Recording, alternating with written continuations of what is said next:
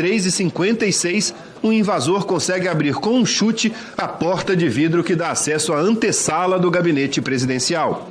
Às 3h58, o major do Exército José Eduardo Natali de Paula Pereira, do GSI, aparece pela primeira vez nas imagens.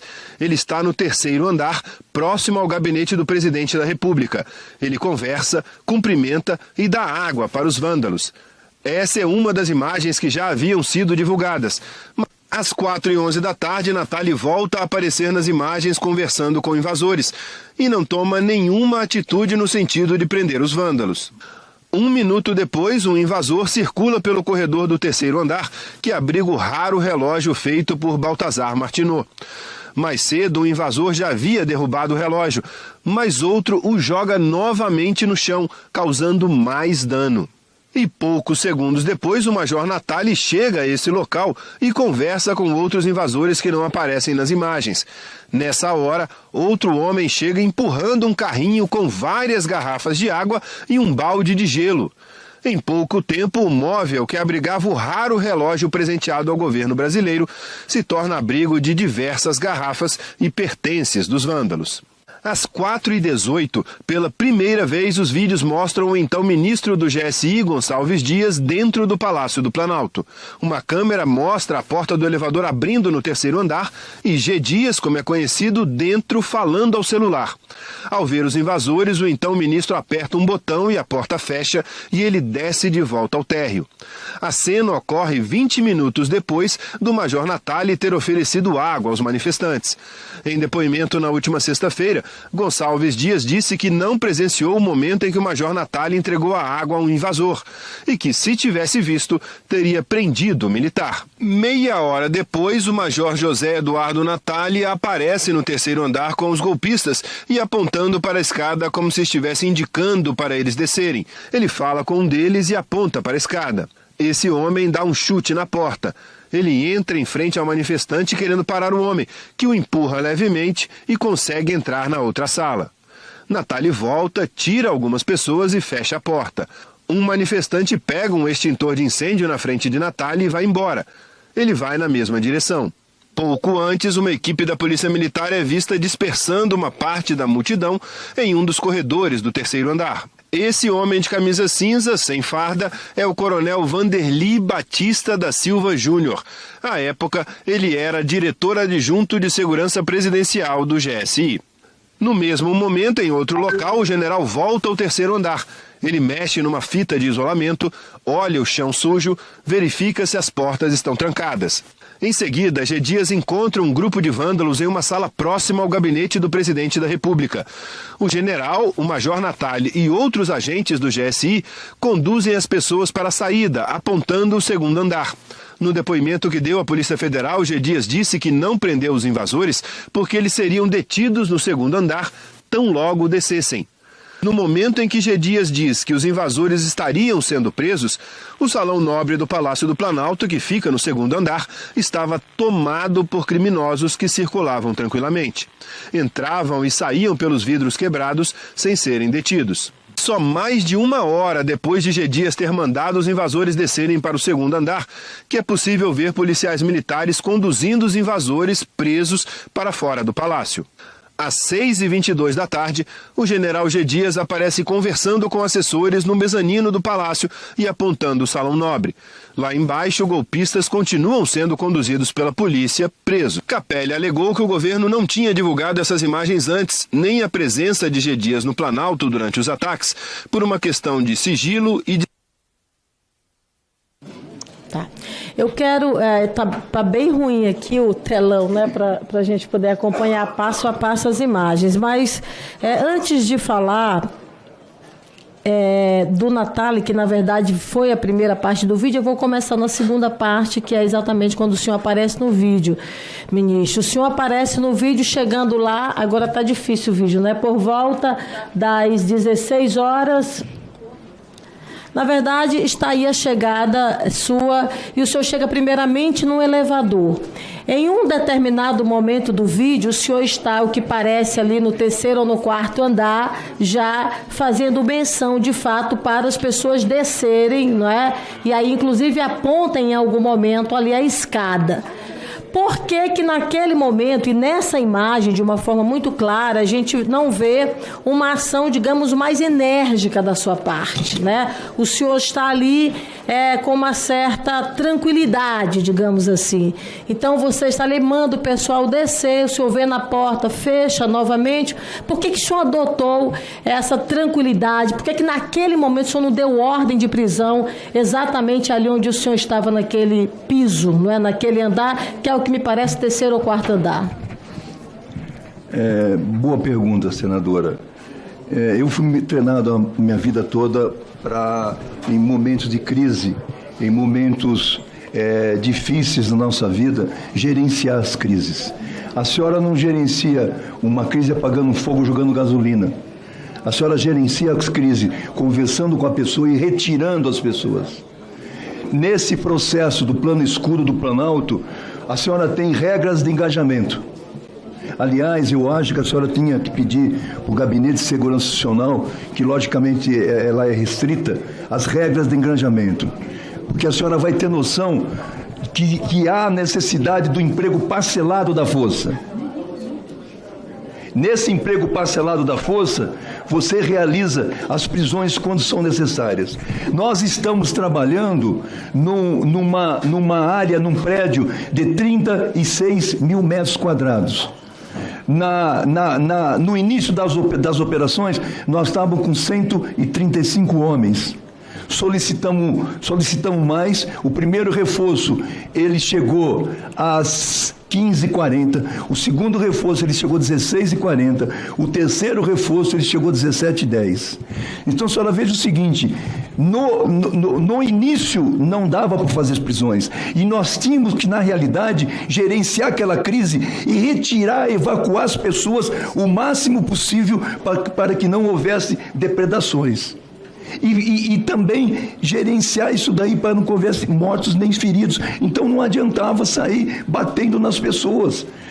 As prisões foram feitas quando chegaram os reforços e as prisões foram feitas no segundo andar. Todas essas imagens, elas são verdadeiras. É isso que...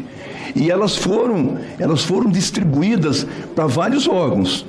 Desde o dia 9 até o dia, se eu não me engano, 27 de janeiro, ela foi distribuída para vários órgãos que estavam com processo em andamento, né? Essas imagens, só para exemplificar, se a senhora me dá essa oportunidade, elas ficam guardadas num cofre na diretoria de tecnologia, subordinada à Secretaria de Administração e hoje pendurada na Casa Civil, né?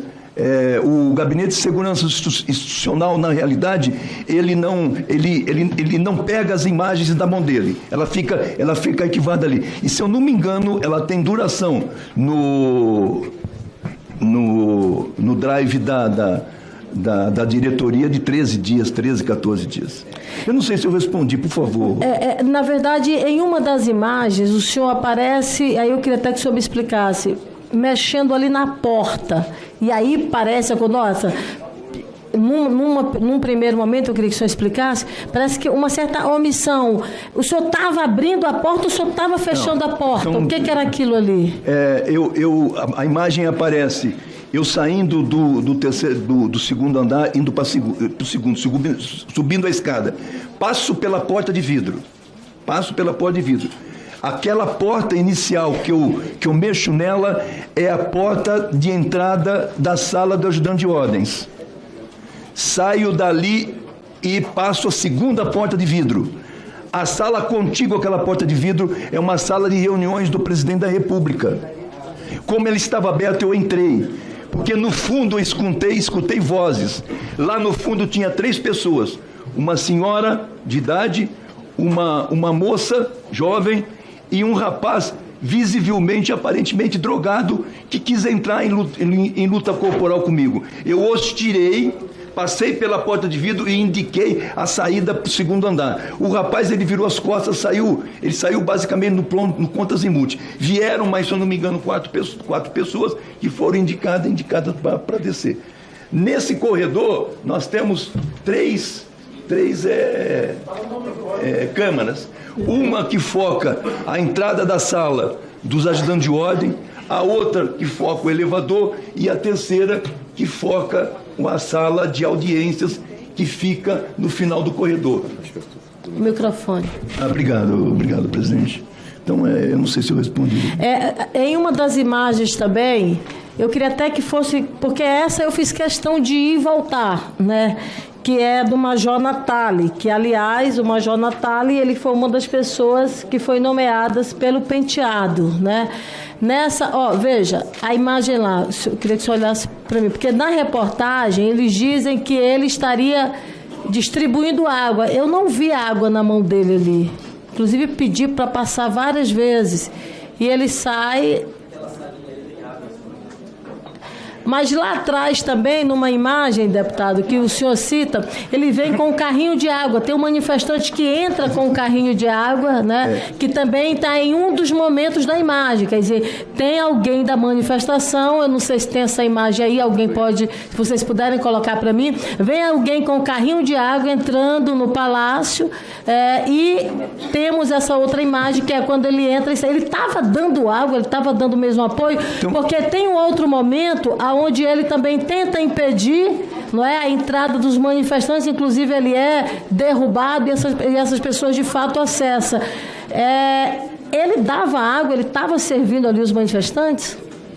Aquele armário é um armário que se coloca água para servir o pessoal que está de serviço naquele corredor no dia a dia.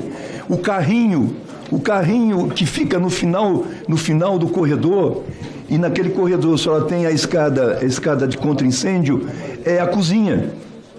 Lá tem geladeira, tem aquele carrinho é o que serve café nas salas dos ministros e nas salas contíguas ao ministro. Então, são duas coisas. Um armário que tem água lá, que serve o pessoal de serviço naquele corredor do presidente, e na cozinha também. Essas imagens foi um dos motivos também que eu mandei abrir sindicância. Porque a situação que eu presenciei, eu já participei de combates, senhores, na América Central. Vi gente morrer. Eu nunca vi coisa igual. Agora, aquela horda foi despejada. 5.000 pessoas. 5.000. O plano escudo... A senhora quer que eu fale depois? Eu quero que o senhor fale depois, porque, na verdade, eu vou até resumir aqui, unificar 3 perguntas, porque, na verdade, general, as suas colocações, somadas, inclusive, aos dados da denúncia da Procuradoria-Geral da República, com as prisões que nós tivemos dos militares e com o detalhamento, na verdade, desses dados, para mim não foi só falha, foi uma omissão e uma omissão dolosa. Isso de forma muito clara, e a gente, na verdade, vai estar aprofundando para consignar isso em nosso relatório final. Eu vou juntar aqui 3 perguntas, general, sobre a conversa do Saulo. Veja, aí eu queria que o senhor pegasse aqui para o senhor me responder de uma vez só. Na conversa do Saulo com o Sinja, que é esse assessor especial dele, ele diz às 13h42 do dia anterior, do dia 7, ele diz o seguinte: já há um temor que as forças do GDF farão corpo mole em função da volta da turma do Bozo. Esse é um termo que ele fala. Só do Bozo. Bozo. Só no dia seguinte, do dia 8, no dia 8, eu estou perguntando ao presidente, eu estou respondendo melhor ao presidente.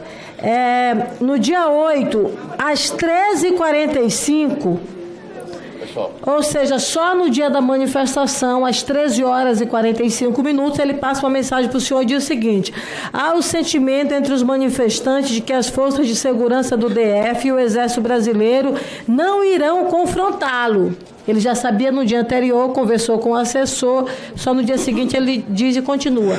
Em todo o acampamento circulam conversas e mensagens de aplicativo afirmando que PM e Forças Armadas os estariam apoiando. Essa é a informação que ele dá para o senhor no dia seguinte. Em uma outra mensagem, aí já o senhor, no dia seguinte, antes de receber essa informação dele, não é? Especificamente porque ele dá a informação para o senhor 13h45, mas um pouco mais cedo pela manhã, às 8h56, o senhor responde para ele: vamos ter problema, né? Só que nesse mesmo dia, no mesmo dia da manifestação, aí o senhor já, 8h56 da manhã, o senhor responde para ele: vamos ter problemas, né? No dia 8, ao meio-dia, o Saulo encaminha uma mensagem ao senhor, isso aí já depois do senhor ter dito que ia ter problema.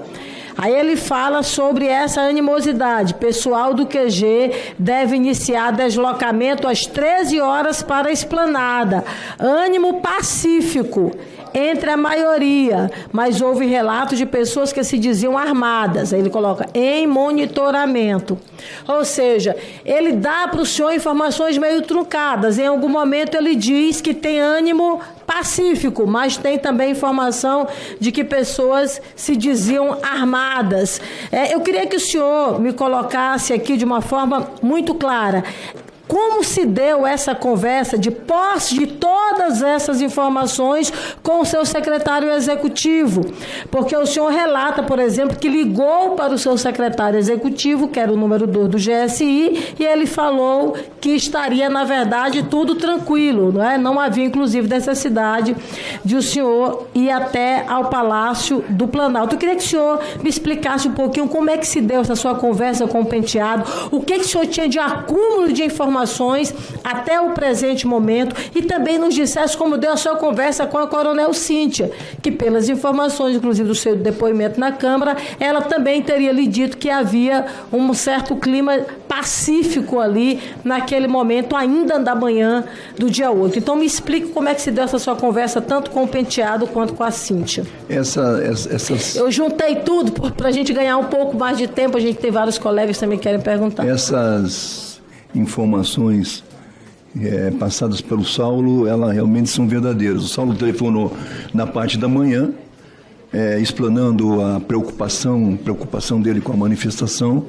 Aliás, o Saulo, viu, senador, é uma pessoa assim espetacular. Eu pedi para ele, nessa primeira ligação, o telefone da Cíntia, que eu perdi no meu telefone. Liguei para a Cíntia e a Cíntia me disse que estava tudo normal. Às 13 horas ele me passa uma nova mensagem, eu fiquei preocupado. E aí eu liguei para o Penteado. E o Penteado falou que estava tudo normal. Eu peguei meu carro e falei, porra, tem informação, um passa uma coisa, outro passa outra. Eu fui lá. Então, a realidade é essa. Eu cheguei lá às 14h40. Então, realmente é o que a senhora expôs aí, e eu realmente confirmo, né? Tem outra coisa também, que quando a senhora pega as informações do Saulo, são os alertas que ele chama de alertas, do dia 2 ao dia 6, não tem nada. Há uma desmobilização grande na área de acampamentos aqui em Brasília. No dia 6, às 19h40, é que ele fala da possibilidade de haver manifestação e deslocamento para a esplanada dos ministérios. Sim, o senhor está certo, senador. E aí essa informação ela se propaga. Ela se propaga no dia 7 e no dia 8. No dia 8, na parte da manhã, eu não sei precisar, foi que eles decidiram lá se deslocar para frente do Congresso, Praça dos Três Poderes, com as mesmas informações anteriores. Se a senhora olha essas informações de maneira esporádica, ou pega uma, pega outra, a senhora não tem, na realidade, na linha do tempo, uma possibilidade de conclusão também, né? Então, é isso. Agora, general, nesse momento, quando o senhor chega lá no Palácio, né, já estava lá o Penteado, já estava lá o Feitosa, né, já estava lá ali uma equipe, já tinha uma equipe já lá de prontidão. Né? E aí o senhor chega lá, eu queria fazer, na verdade, duas perguntas. o ideal não teria sido o senhor também estar lá no Palácio do Planalto, a exemplo do que eles também estavam, esses outros que eram seus subordinados, e ao mesmo tempo também, diante dessas informações que o senhor foi percebendo de forma truncada, ali o senhor não teria como já ter uma ação mais enérgica e não ficar, por exemplo, apenas com todos esses protocolos, sobretudo o pai, que agora o senhor explicou com uma riqueza de detalhes, é uma coisa mais, digamos assim, superficial, não tem uma pujança de ações mais fortes, não é, para ações dessa natureza. Ali, naquele momento, o senhor não teria como buscar uma ação mais forte para tentar impedir que essas manifestações ocorressem? Primeiro, não é nem a manifestação, mas que a depredação primeiro, senadora, que eu estava lá junto com eles. Fui eu que liguei para eles, praticamente eles chegaram primeiro, porque moram mais perto. Então, eu estava lá. Segundo, com base em fontes abertas e com base também em informações da área de inteligência da Polícia Militar, no dia 5, a Secretaria de Coordenação e Segurança Presidencial, ela ativou o Plano Escudo. A ativação do Plano Escudo, na realidade, ele se dá quando ele é um plano que ele aborda medidas operacionais e administrativas para a defesa do Planalto. O que são medidas operacionais? A senhora vê, dentro de uma matriz de criticidade, qual é a necessidade de tropa para fazer defesa em face a uma ameaça. Então, esse é o Plano Escudo. Ele foi ativado no início do dia 6. Qual é a tropa que o coronel Vanderly pediu para o CMP? Um pelotão pronto e o restante, os dois outros pelotões em prontidão lá no CMP, no BGP. E lá também tem 2 companhias do BGP prontas no BGP. O Plano Escudo foi ativado a que hora? Que dia? Que hora? Ele foi planejado no dia 5, a partir do dia 6 ele estava ativado. Tá? Aqui a senhora tem o cronograma, a linha do tempo de todas as ações. Aqui a senhora tem, senadora, a palestra, a linha do tempo também do planejamento do coronel Vanderly, que está também na sindicância dele, em que ele mostra as informações da Polícia Militar, tá? Ele mostra também a tropa que ele pediu que ficasse de prontidão. Aqui eu vou mostrar para a senhora também a matriz de criticidade. Exato. Sobre a matriz de criticidade, para a gente ir ganhando tempo, na avaliação de risco, por exemplo, o coronel Amorim, ele deu o nível de criticidade laranja. Me explique quais são esses níveis de criticidade, tem quais cores e o que significa a cor laranja? Eu vou dar para a senhora aqui, ó. Ué, cara. Eu já pediria aqui à equipe que colocasse a imagem do Plano Escudo. Eu pedi aqui, inclusive, quando o senhor... Tem a explicação. Tá aqui. Então, você tem verde, você tem o amarelo, você tem o laranja e você tem o vermelho. Não é isso? É o que nós estamos colocando aqui a partir do aumento da probabilidade de ocorrência e também do impacto, né? Então, você vai juntando uma escala. Na junção de probabilidade de ocorrência e de impacto, a cor vermelha seria o maior grau de criticidade. Sim. Pelo que eu estou interpretando aqui, essas imagens de cores, não é isso? Vamos aqui, a imagem anterior. Eu peguei aqui essa fotografia mais distante, aquela primeira seta ali atrás, que é chamado, não é, de buraco do tatu, seria, por esse plano de ação integrada, já deveria haver ali uma obstrução e, portanto, um efetivo da Polícia Militar. Mas aqui na frente, nos 2 pontos verdes, que já está aqui na área da Praça dos Três Poderes, vamos para a foto seguinte... Para a foto seguinte, ali nós temos, na altura do Ministério da Justiça, aquelas 3 linhas verdes, pelo plano de ação integrada, ali eu deveria ter um efetivo da Polícia Militar com gradis, né? Mas ali embaixo, aquela seta branca, naquela outra seta vermelha, você tem o plano escudo, que é a linha vermelha seria o BGP, a linha azul, me dá aqui, deixa eu ler aqui. Você tem a presença, por exemplo, você tem, me dá o nome do outro, da cor azul, dos militares da cor azul. Que é o batalhão do Planalto, né? E você tem, na linha verde, você tem uma verde, uma azul e uma vermelha. A verde é também um efetivo da Polícia Militar. Ou seja, a responsabilidade da cor azul e da cor vermelha não é mais da Polícia Militar. É o efetivo do Palácio do Planalto que tem aí a responsabilidade em torno do GSI. Ou seja, a linha vermelha e a linha azul, ela funciona depois das linhas verdes terem funcionado. E aí o senhor me corrija se eu estiver errada, e a minha pergunta para o senhor é apenas esta.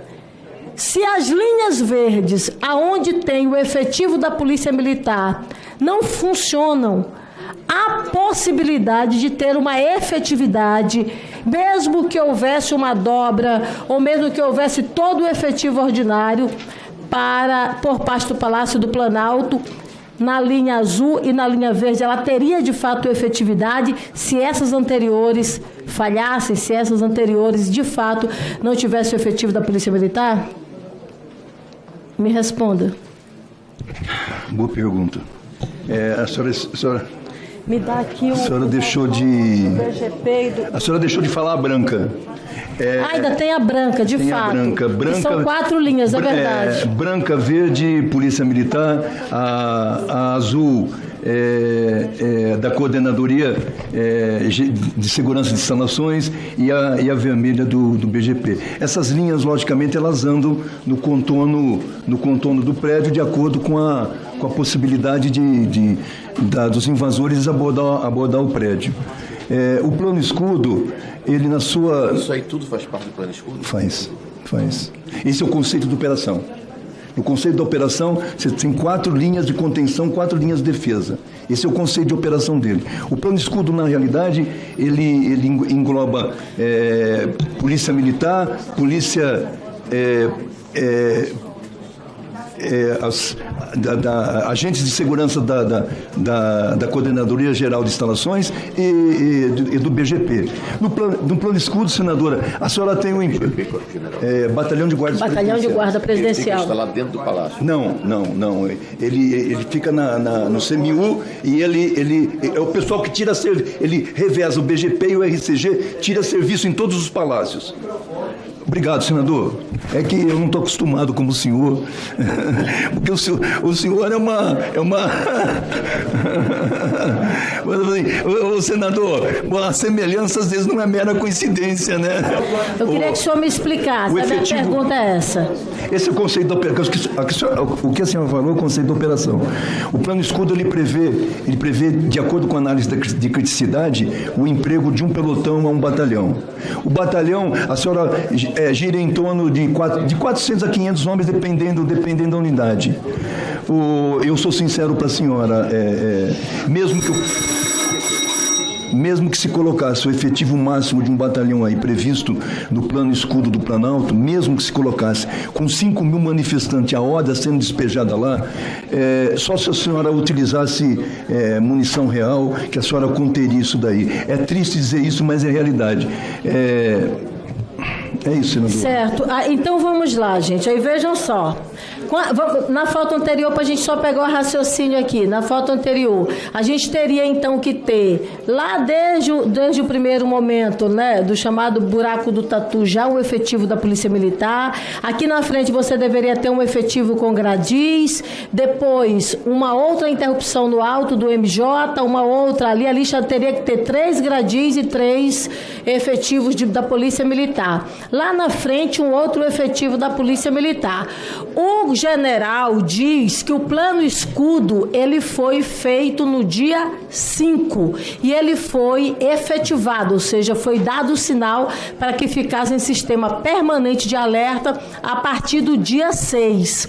No dia 8, que é o dia da manifestação, o chamamento nas redes sociais, deputada Jandira Fegali, ele chamava para as 13 horas do dia 8. Ora, eu tenho um plano escudo, eu tenho um PAI, eu tenho todo um planejamento dizendo esse efetivo tem que estar de prontidão a partir do dia 6, sob aviso, sob vigilância permanente. Aí vamos lá, no dia 8, 1 hora antes da manifestação, olha como nós tínhamos aí a área dos 3 poderes, não tinha um policial militar, os gradis estavam lá, não tinha um policial militar. 12 horas e 5 minutos, vamos lá, a próxima imagem. 14 horas e 5 minutos, a Praça dos 3 Poderes. 14 horas em ponto ali, né? Olha só a imagem, sem nenhum policial militar, vamos lá. 14 horas. E nesse horário das 14 horas, os manifestantes já estavam lá na frente, na altura do MJ. Olha na praça como estava, 14 horas e 30 minutos, nenhum policial militar. Na sequência, esse é 13 horas, é um pouco antes, vamos para frente. Na verdade, essas são as imagens, né? Agora, nós temos as imagens das 14h30 lá na altura do MJ, tem mais ainda. Ó, aí às 15 horas, eles já estão descendo. E olha o tanto de militar que tem aqui embaixo, dá de contar. Contar ali dá 10, 12, 13, desce mais. 38, o general coloca aqui, 15 horas, onde já havia a interrupção e a derrubada lá em cima dos primeiros gradis. 15 horas e 2 minutos, nenhum militar, aqui ó, lá na frente, tem aonde? Ah, bem aqui, tem 3, realmente tem 3. Vamos na frente, acabou. Então veja, gente, pelo amor de Deus, as imagens estão aqui, o fato está aqui diante de nós. O plano escudo, ele não acaba em si, ele tem uma programação anterior.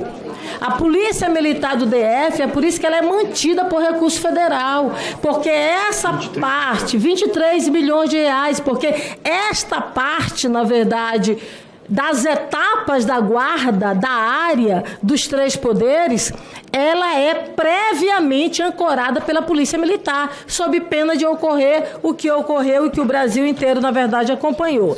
E já chegando para a reta final, general, eu quero fazer aqui uma pergunta. O senhor quer... eu vou aqui, já vou finalizar. Eu queria, nem vou fazer aqui mais todas essas perguntas, porque eu acho que o senhor fez a colocação inicial bem feita. Eu queria colocar aqui o organograma do GSI. Mas antes de colocar o organograma do GSI, eu fiz um levantamento, general, e aí por isso o senhor até começou a explicar naquele momento. Eu quero ele todo inteiro, com os mais de 100 e poucas funções.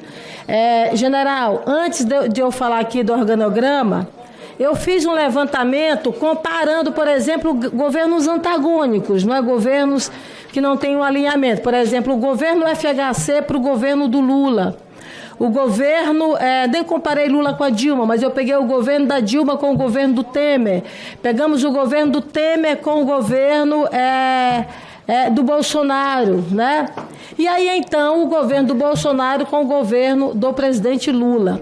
E o que eu percebi é que não há muita diferença em relação à mudança de efetivo. Você tem precisamente no quadro, por exemplo, do GSI 1.200 servidores como um todo, 1.120 servidores como um todo, e nesse quadro aqui de funções, nós temos cento e poucas funções que estão aqui nesse organograma, né? Mas nessa alteração do governo Lula, nós tivemos apenas uma alteração, eu digo comparativo, gente, nos primeiros 7 dias, né? Eu faço isso porque ao longo do processo você acaba mudando quase que plenamente nas funções estratégicas. Mas nesses primeiros 6, 7 dias a mudança é muito baixa. Por que tem esse rito de um governo para o outro, dessas mudanças, elas serem muito lentas? É diferente, por exemplo, de outros ministérios, Ministério da Saúde, outros ministérios, onde há uma mudança mais massiva, digamos assim. Qual o cuidado? É uma questão de segurança? Eu queria que o senhor me explicasse o porquê. Porque, como eu digo, não foi uma situação apenas deste governo, mas também dos... Está aqui. São 240 funções, especificamente 1.120 funcionários, servidores no todo. Então, por que não há uma prática, por exemplo, de uma mudança massiva nesse órgão, nesse ministério? A senhora tem, na realidade, áreas específicas e áreas importantes, né, e muitas vezes de difícil formação. O Ministério, ele é um ministério formado, basicamente, como eu já disse, num estamento militar.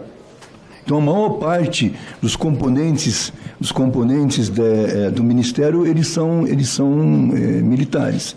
Por isso é que ele não muda normalmente de um governo para o outro. A senhora pega o que na realidade muda mais? Muda mais a Secretaria de Segurança e Coordenação Presidencial. Do governo Fernando Henrique, eu assumi o Departamento de Segurança. Para o governo do presidente Lula, eu não mudei ninguém da Secretaria, era Departamento de Segurança, não mudei ninguém. Quando eu passei para o Amaro no governo Dilma, o Amaro não mudou ninguém. Quando o Amaro passou para o governo do Temer, não mudou ninguém. Quando o Temer passou para o Bolsonaro, não mudou ninguém. Quando eu assumi, na primeira semana, na realidade foram mudadas 9 pessoas, que foi toda a área de comunicação do ministro passado, a área de assessoria parlamentar do ministro passado, chefe de gabinete do ministro passado. Então eu mudei cerca de 9 pessoas. E era a primeira semana. Na primeira semana, senadora, nós estávamos em processo de mudança física também. Depois do dia 8 é que eu comecei, na realidade, uma troca mais efetiva. Do dia 8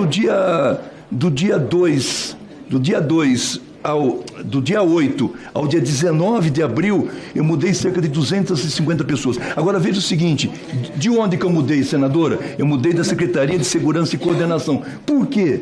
Por quê? Porque o agente sargento, ele fica de 3 a 4 anos, podendo ficar mais um. O oficial, ele fica de 2 a 3 anos, podendo ficar mais um. Só que quando a senhora pega, como é que eu faço a formação desse homem em estágio? Demora 2 meses. 2 meses. Entre a solicitação para as forças e a transferência é de 4 a 5 meses. Então a senhora tem que trabalhar com antecedência. O Gabinete de Segurança Institucional, ele é um gabinete atípico.